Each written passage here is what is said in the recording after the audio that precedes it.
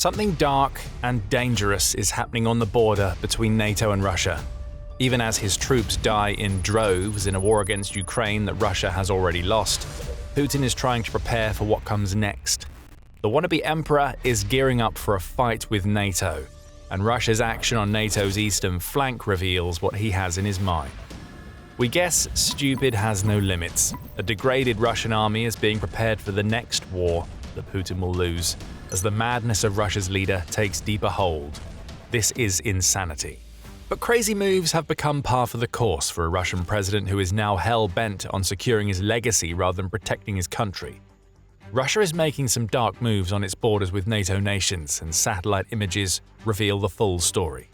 In a June 10th report, Sweden's SVT revealed that Russia is building barracks for thousands of soldiers, along with ammunition storage facilities and long rows of military vehicles, all across the border that Russia shares with Finland. The analysis has been done and the numbers are in. Finland expects that Russia is preparing to place 80,000 soldiers on the Finnish border. That's a huge increase over the 20,000 troops that Russia has had on that border in the past, says Finnish Army Chief Pasi Välimäki. And it's an indication that Putin is doing something that he shouldn't be doing, preparing for the war that comes after the invasion of Ukraine. This is insanity, as Russia is still wrapped up in a fight that is weakening its armed forces by the day, yet still, Russia is trying to position itself as an intimidating power that is capable of crippling NATO. All told, SVT says Russia appears to be planning to place a total of 8 divisions of soldiers in the vicinity of Sweden and Finland, both of which have become NATO members in the years since Putin launched his invasion against Ukraine. This could be a warning, a message being delivered to Sweden and Finland that they should curtail their support of Ukraine and their activities inside NATO. But there's more. The infrastructural buildup on this part of the NATO border isn't all that Putin is ordering. In a separate report, Norway's NRK says that Russia is also preparing infrastructure that it could use to house another 17,000 soldiers close to Norwegian territory. Again, satellite images are telling the story of a massive Russian buildup across NATO's entire eastern flank. The reports are much the same. Massive areas of forest are being chopped down, and old buildings are being bulldozed as Russia makes way for new barracks, equipment, vehicles and warehouses. The specific base in question is the one that is closest to Norway, and it's being built up for 17,000 soldiers who aren't there yet. Those forces are still fighting in Ukraine, but again we see Putin preparing. He wants to ensure that all of Europe knows how much of a threat Russia poses. Norway's response has been to set up the Finnmark Brigade, which will be staffed by 5,000 troops. However, that brigade won't be fully in place until 2033. A weak response. It may appear so on the surface, but NATO is doing a lot more to prepare for what Putin is planning on its eastern flank than that.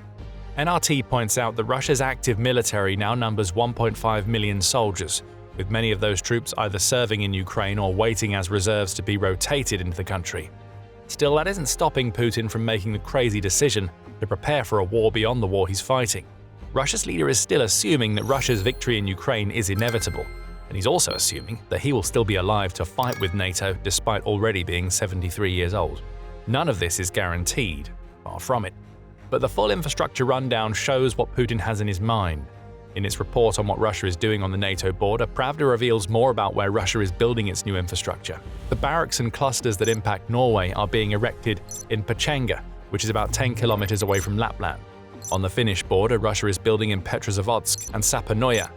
We're also seeing something similar happening in Kirillovskoye, which is about 70 kilometers away from the Finnish border, as well as an expansion of Russia's pre-existing base in Kandalaksa, which is on the White Sea.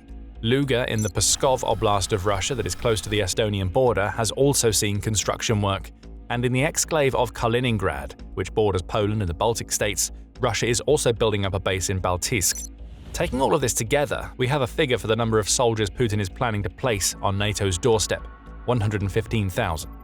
That's over twice as many soldiers as the combined 49,600 soldiers that Sweden and Finland have in their active armies. Even if we throw Norway's 33,440 active soldiers into the mix, that still isn't enough to provide a like-for-like force to confront what Putin is trying to build up on the borders of these 3 nations. All 3 of these nations, along with the Baltic states and Poland, are wary of what Russia appears to be planning. They also don't believe that what they're seeing right now is the culmination of any empty threat being delivered by Russia. Thomas Nielsen, who is the head of Swedish military intelligence, sums the collective mood up as he declares, This is a threat we should take seriously. We don't think all of this is just for demonstration.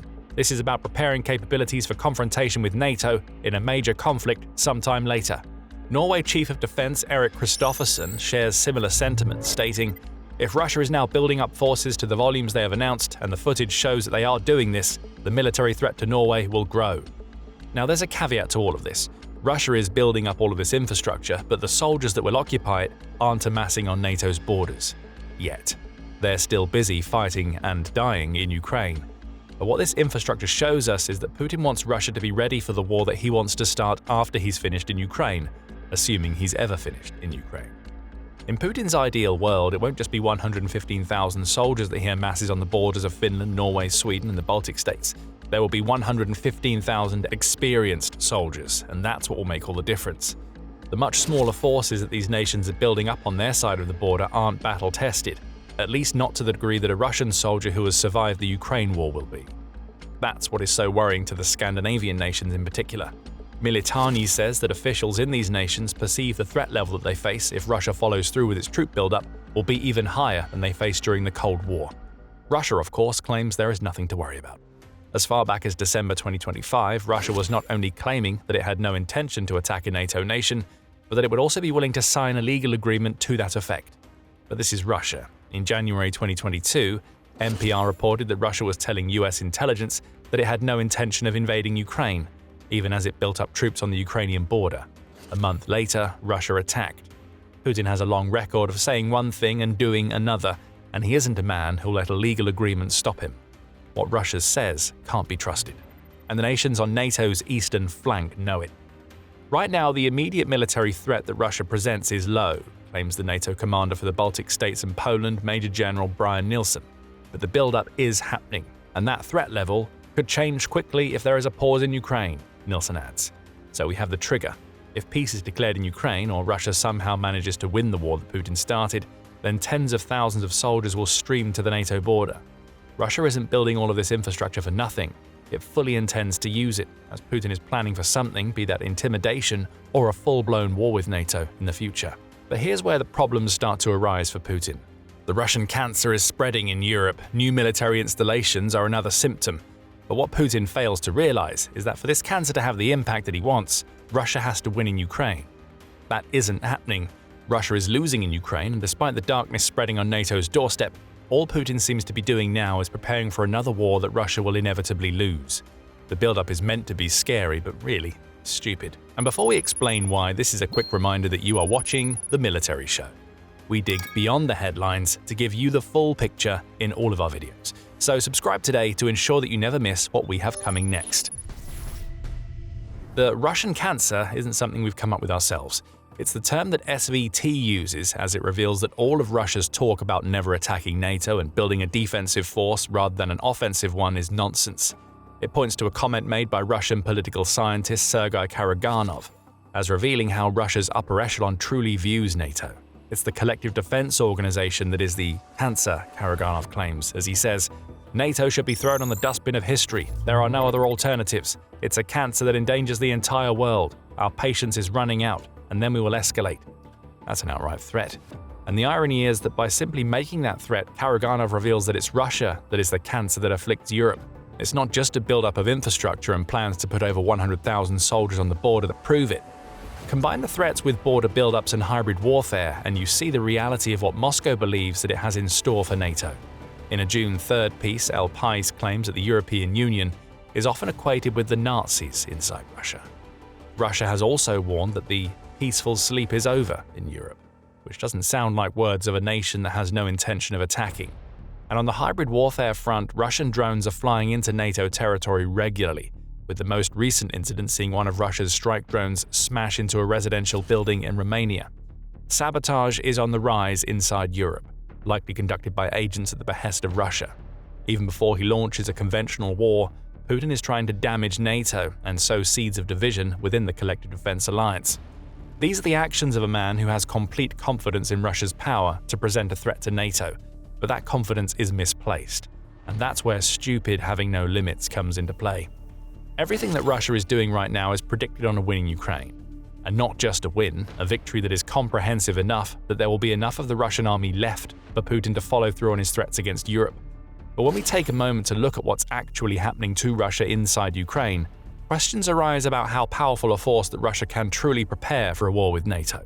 The loss numbers alone show us that Russia's military is a shadow of what it was when Putin launched his full-scale invasion in February 2022. According to Ukraine's Ministry of Finance, Ukraine's defense has torn through 1.38 million Russian soldiers, over 12,000 tanks, almost 44,000 artillery systems, and close to 25,000 armored vehicles. This is all equipment that is vital to the type of grinding war that Putin favors. Even if none of this had happened to Russia, Putin still brings World War-era tactics to a modern war, along with a casual approach to massive losses that is already unsustainable in Ukraine, and would be downright catastrophic when stacked up against the full force of NATO. What Putin still banks on is that the Russian endurance myth holds up. It doesn't, and that showcases the stupidity of Russia's leader. For all of the build-up on the Scandinavian and Baltic borders, the reality is that Russia is still a long way from winning in Ukraine. There's still 80% of this single country left for Russia to conquer before a win could be declared. And in 2026, Ukraine has gone on the offensive in key locations, to the point where Russia suffered several months in which it experienced a net loss of territory, most recently in May, when the Institute for the Study of War revealed that Ukraine came out ahead for the month to the tune of 281.1 square kilometers, when only counting territory that each side can truly claim to control. These are not the kinds of numbers we should be seeing from the side that is supposedly winning the war. At best, Russia has been forced to a standstill in Ukraine. At worst, the country is actively losing as 4 years of attempted attrition weigh more heavily on Russia than on Ukraine. What Russia is waging in Ukraine isn't a war of conquest, it's a war of self-destruction. And when we bring that understanding to the buildup of 115,000 soldiers that we're seeing on the NATO border right now, we see that Putin is gearing up for a fight with NATO that Russia would almost inevitably lose. It's insane. It's ludicrous. It's Putin all over. And it all looks even crazier when we compare NATO to Russia. Assuming that Russia strikes first against a NATO nation, and that strike triggers Article 5 and a response from the full force that NATO has to offer, then things don't look good for Russia. According to Statista, NATO comes out on top in every category that matters. It has close to triple the amount of manpower, about 5 times more military aircraft, and far better processes in place for bringing its aerial power to bear, and a naval fleet that outstrips Russia's by over 2,000 warships and submarines. After 4 years of Russia's war in Ukraine, NATO can even claim to bring more main battle tanks to the fight, with 12,299 versus Russia's 5,630. Over and over, we see NATO come out on top in the numbers game. Of course, the key assumptions being made here are that NATO will bring everything that it has in its arsenal to bear against Russia, and that the US will be heavily involved in any future war. Neither is a given. The US, especially under President Donald Trump, has made claims that it might withdraw from NATO. Tensions exist within NATO, though the US ambassador to NATO, Matthew Whitaker, poured water on the growing flames on June 11th. He said that the US actually has no intention of leaving NATO, though it still wants to see higher defense spending and Europe doing more to defend itself. If we can assume that the US would get involved, then the numbers game looks solid. Even if NATO doesn't dedicate its full force to the war with Russia, it could get away with using somewhere between a third and a half of what it has to create an equal fight. That's all bad news for Putin. But what these numbers don't take into account is the impact that the Ukraine war has had on the strength of Russia's military. Take the soldiers, for example. Most of Russia's best have already been burned through in Ukraine. As impressive as an army of 1.5 million may sound, it becomes considerably less so when you realize that most of those soldiers are terrified conscripts and volunteers who have barely any training or expertise beyond running away from drones in Ukraine. The same story plays out on the tank front, as Russia's 5,000 or so tanks are the remnants of Soviet stockpiles, combined with low numbers of modern tanks that have already proven vulnerable to drones and anti-tank weapons inside Ukraine. That is Putin's big problem. Building up is one thing, but building on a foundation of sand means that Russia's leader is simply setting himself up for another loss after his humiliation in Ukraine. And remember that there's still 80% of Ukraine to go. At Russia's current rate of advance, which is now falling into the negative, not even Putin's grandchildren would live long enough to see a victory in that war, never mind a future attack on NATO. And amidst all of this, it's not like NATO isn't preparing in its own right. It has established the Eastern Sentry Initiative, which bolsters land, air, maritime, space, and cyber capabilities across the entire front that Putin is trying to threaten with Russia's latest buildup. That initiative reflects a shift from air policing to an outright defensive posture, NATO claims, which roughly translates to NATO will be ready for the air battle that Russia tries to bring. In the Baltic region, Estonia, Latvia, and Lithuania are cooperating on the Baltic Defence Line initiative. Primarily border defences such as Dragon's Teeth, fences, and fortifications, this line won't be enough to protect the Baltic states if they have to fight Russia on their own. But that isn't the point. The line exists to slow Russia down long enough for NATO to deliver its full response to a Russian invasion, and it's another signal to Putin that he won't catch NATO napping the same way that he thought he would catch Ukraine. And even as we create this video, June 11th brought with it news from RBC Ukraine that NATO is holding urgent discussions about boosting its drone defense mechanisms in the wake of the Russian drone strike in Romania that we mentioned earlier. Those initiatives may bring to life the often discussed European drone wall, which will be built with Ukraine's help, thus bringing Russia's current enemy into the fold for a war that Putin plans in the future. Putin, you are fighting a losing battle here. We shouldn't underestimate what the creation of infrastructure to host 115,000 troops on NATO's eastern flank means. Russia is clearly gearing up to fight, even if its president claims that Russia won't invade a NATO nation. Something dark is indeed happening on the border between Russia and NATO. However, what Putin wants this to represent and what it will look like in reality are two very different things. Russia is actively losing ground in Ukraine and is no closer to claiming the country than it has been for 4 years. NATO is getting stronger, was already larger and more powerful than Russia, and is actively preparing its own defense. Putin is preparing to take his country headlong into a new war. This is what stupidity truly looks like. The war that Putin wants is another that he will lose. You want to dig a little deeper into what NATO nations are doing to prepare the eastern flank defense? We have the perfect video for you. Border defenses are being erected, and NATO is developing powerful new command structures to deal with the Russian threat. You can find out all about both moves and more if you watch our video. And if you enjoyed this video, hit subscribe and watch more from your friends at The Military Show. And thank you for watching.